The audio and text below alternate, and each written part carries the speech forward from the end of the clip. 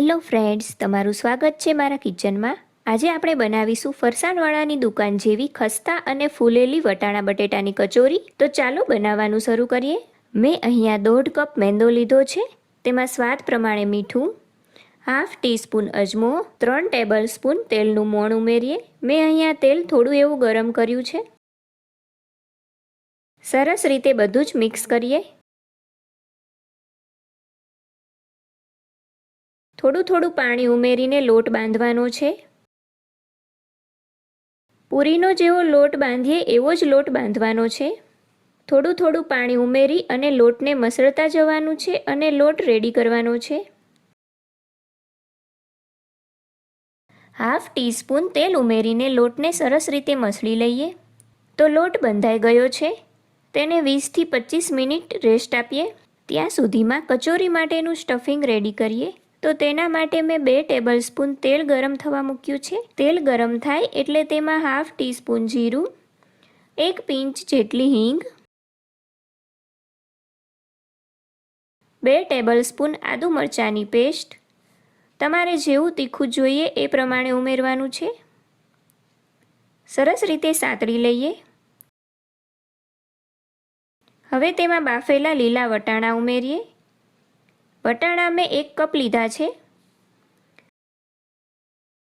સ્વાદ પ્રમાણે મીઠું, અડધી ટીસ્પૂન હળદર, 1 ટીસ્પૂન લાલ મરચું પાવડર, 1 ટીસ્પૂન ધાણા જીરું, 1 ટીસ્પૂન ચાટ મસાલો, 1 ટીસ્પૂન ગરમ મસાલો. બધું જ સરસ રીતે મિક્સ કરી લઈએ.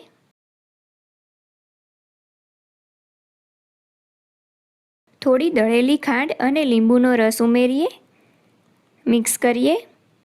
મેં અહીંયા 3 નંગ બટેટા બાફીને મેશ કરીને રાખ્યા હતા. તે ઉમેરીએ. સરસ રીતે મિક્સ કરીએ. કોથમીર ઉમેરીને મિક્સ કરી લઈએ. તો મસાલો રેડી છે. થોડીવાર ઠંડો થવા દઈએ. મસાલો ઠંડો થઈ ગયો છે. લોટને સરસ રીતે મસળી લઈએ. તેમાંથી આ રીતે મોટો લુઓ બનાવી લઈએ. તેને વણી લઈએ.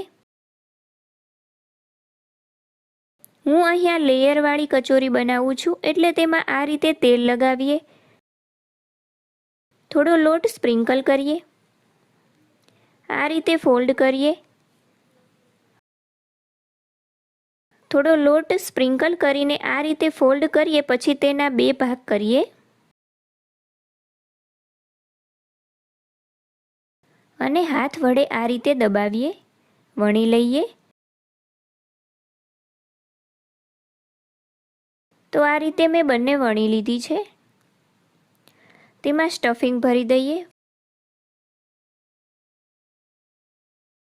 ફરતે પાણી લગાવીને કચોરીને વાળી લઈએ.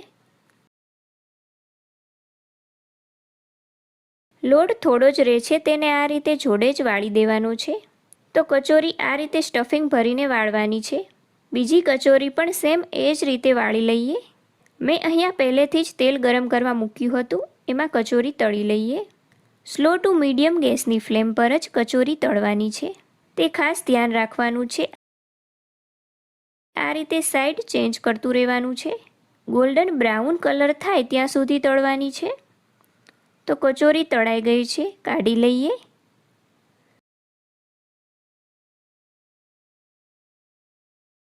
તો કચોરી એકદમ ખસ્તા બની છે.